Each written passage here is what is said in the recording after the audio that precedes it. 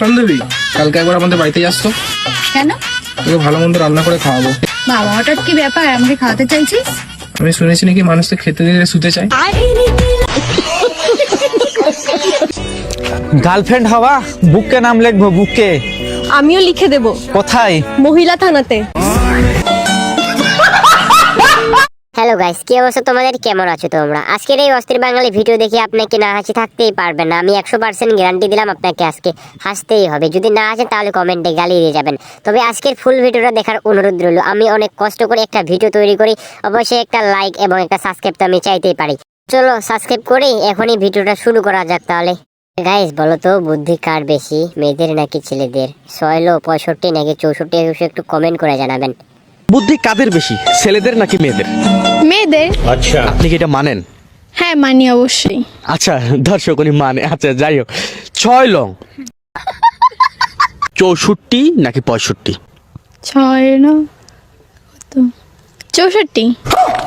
আচ্ছা দর্শক, কত? 65 হবে। 65। গাইস, এই দুনিয়ায় কেউ আপন না। এই ভাইটির কাছে শুনলাম যে কিভাবে আপন হয়।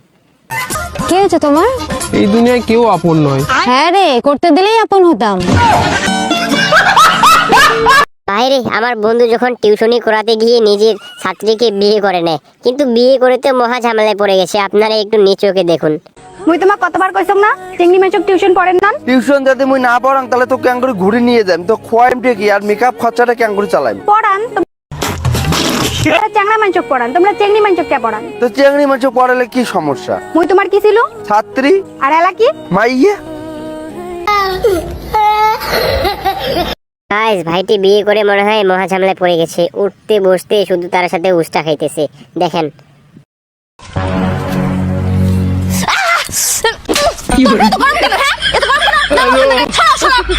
তরকারি রান্না করতে পারে না, তরকারি রান্না করতে বসতে সব।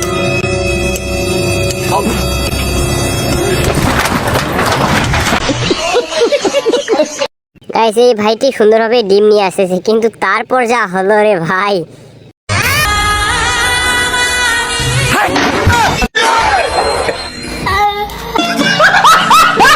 হ্যালো গাইস, একটা ভিডিও বানাতে আমাদের অনেক অনেক পরিশ্রম লাগে, তবে আমাদের পরিশ্রম কিন্তু বিফলে দিবেন না।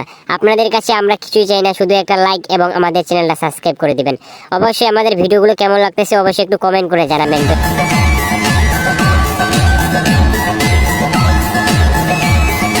আমি শুধু ভাবতেছি ডক্টরের পেশেন্টগুলোর দিকে।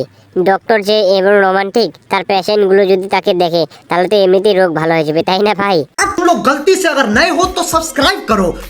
ভাইরে, এই ভাইটির বউ তার বোনকে সব পুরাতন জিনিসগুলো দিতে চায়, কিন্তু তার বোন লাস্টে কি বললো? আমি আর কিছু বলবো না ভাই। জুতোটা পুরনো হয়ে গেছে, কোনো গরিবদের দিয়ে দেবো? গরিবদের কেন দেবো? আমার বোন আছে, বোনকে দিয়ে দাও।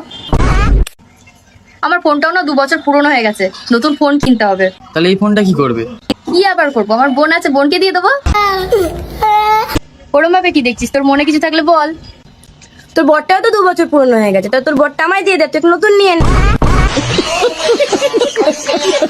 তবে এই আপুটার একটু কাণ্ডটা দেখেন, সে লাস্ট পর্যন্ত কি করলো ভাই।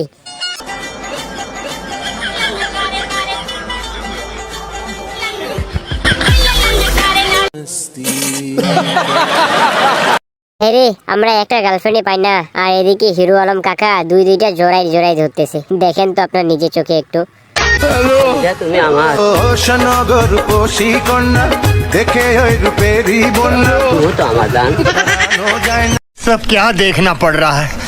অনেক তো ভাই হাসি মাস্তি করলেন, আমাদের এই ছোট ভাইটি কি বলতেছে এ বসে একটু শুনেন তো। মেয়েরা সবাই আমাদের সাথে প্রেম করতে চায়, কারণ আমরা বিউটিফুল। এরা সবাই টুনটুনি ঠাড্ডা, টুনটুনি ঠাড্ডা।